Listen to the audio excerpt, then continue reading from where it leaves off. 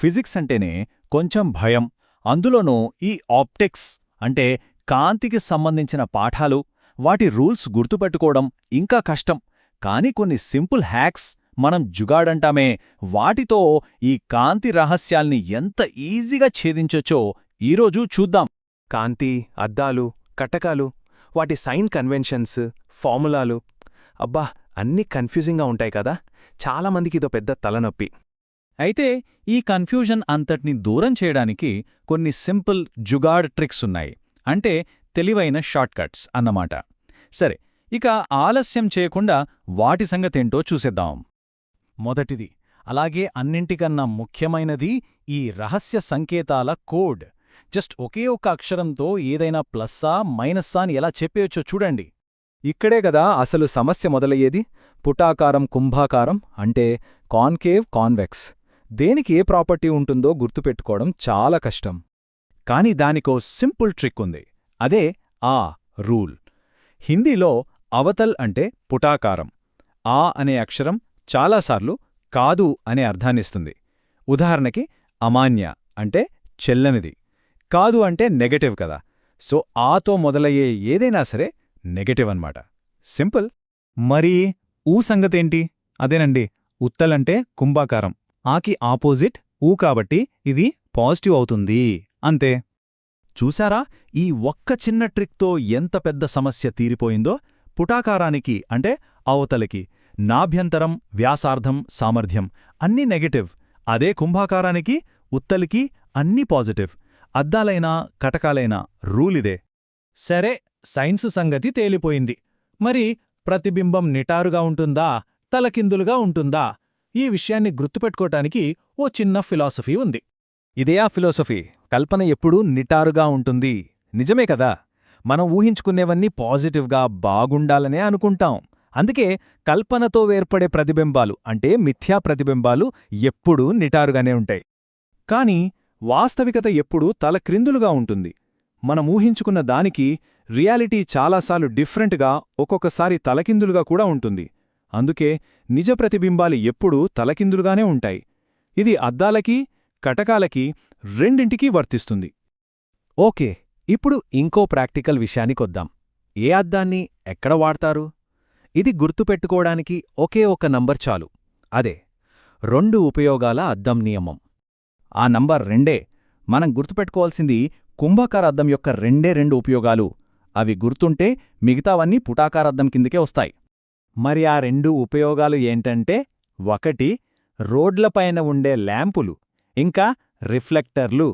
2 మన బళ్ళకి ఉండే సైడ్ మిర్రర్లు. అంతే, ఈ 2 మాత్రమే కుంభాకార అద్దం ఉపయోగాలు. ఇక మిగతావేవి అడిగినా షేవింగ్ మిర్రర్, సెర్చ్ లైట్లు, సోలార్ ప్లేట్లు, డాక్టర్లు వాడే పరికరాలు, ఇలా ఏది వచ్చినా ఆలోచించక్కర్లేదు. సమాధానం పుటాకార అద్దమే. ఇప్పుడు కొంచెం లెక్కల్లోకి వెళ్దాం. అద్దాలు, కటకాల సూత్రాల్లో చిన్న చిన్న తేడాలుంటాయి. వాటిని ఎలా సులభంగా గుర్తుపెట్టుకోవాలో చూద్దాం. మనం సాధారణంగా పుస్తకాల్లో ముందు దేని గురించి చదువుతాం? అద్దాల గురించే కదా. సో మొదట వచ్చే అద్దాల ఫార్ములాకి ప్లస్ గుర్తు. తర్వాత కటకాల గురించి చదువుతాం కాబట్టి తర్వాత వచ్చే కటకాల ఫార్ములాకి మైనస్ గుర్తు. చూడండి, 1/v + 1/u = 1/f అద్దానికి, 1/v - 1/u = 1/f కటకానికి. ఎంతో సింపుల్. అలాగే ఆవర్ధనం అంటే మ్యాగ్నిఫికేషన్ ఫార్ములాలో కూడా ఒకే ఒక్క చిన్న తేడా. అద్దం ఫార్ములాలో ఒక మైనస్ గుర్తు అదనంగా ఉంటుంది. m = -v/u. అదే కటకానికైతే ఆ మైనస్ ఉండదు. సింపుల్గా m = v/u. సరే, మనం చివరి సెక్షన్కి వచ్చేశాం. ఇందులో కాంతి రంగులు, అలాగే మన కంటికి వచ్చే లోపాల గురించి కొన్ని ఫైనల్ హ్యాక్స్ చూద్దాం. రంగుల్ని గుర్తుపెట్టుకోవడం కూడా కష్టమేనా? ముఖ్యంగా ప్రైమరీ కలర్స్ కలిస్తే ఏ సెకండరీ కలర్ వస్తుందో కన్ఫ్యూజ్ అవుతుంటాం. దానికోసం ఈ ఒక్క హిందీ వాక్యం చాలు. లా మై నీలే పీకాక్ కో హరా పీలా దూ. ఈ వాక్యాన్ని ఎలా డీకోడ్ చేయాలో చూడండి. లా అంటే లాల్, ఎరుపు, నీలే అంటే నీలం. ఈ 2 కలిస్తే మై అంటే మెజెంటా. అలాగే నీలే నీలం ప్లస్ హరా ఆకుపచ్చ కలిస్తే పీకాక్ అంటే సియాన్. ఇక చివరిగా హరా ఆకుపచ్చ ప్లస్ లా ఎరుపు కలిస్తే పీలా అంటే పసుపు. వాక్యంతోనే మొత్తం కలర్ మిక్సింగ్ వచ్చేసింది. ఇక ఫైనల్ హ్యాక్. ఇది కంటి లోపాలకి సంబంధించింది. హ్రస్వదృష్టి, దీర్ఘదృష్టి, ఏ లోపానికి ఏ కటకం వాడాలి? దీనికొక సింపుల్ స్పెల్లింగ్ టెస్ట్ ఉంది. చూడండి, హిందీలో హ్రస్వదృష్టిని నిఖట్ అంటారు, ఇది పొడవైన పదం. దీర్ఘదృష్టిని దూర్ అంటారు, ఇది చిన్న పదం. రూలేంటంటే పొడవైన పదం లోపానికి పొడవైన పదం కటకం కావాలి, అంటే నిఖట్కి అవతల్ పుటాకారం. అలాగే చిన్న పదం లోపానికి చిన్న పదం కటకం, అంటే దూర్కి ఉత్తల్ కుంభాకారం. ఎంత బావుందో కదా ఈ ట్రిక్. సరే, ఇప్పటిదాకా మనం నేర్చుకున్న ఈ ట్రిక్స్ అన్నింటినీ ఒక్కసారి ఫాస్ట్గా ఓ చీట్ షీట్లో చూసేద్దాం. రెడీయా? సైన్ కన్వెన్షన్: ఆ నెగటివ్, ఊ పాజిటివ్. ప్రతిబింబం: కల్పన అయితే నిటారు, వాస్తవమైతే తలకిందులు.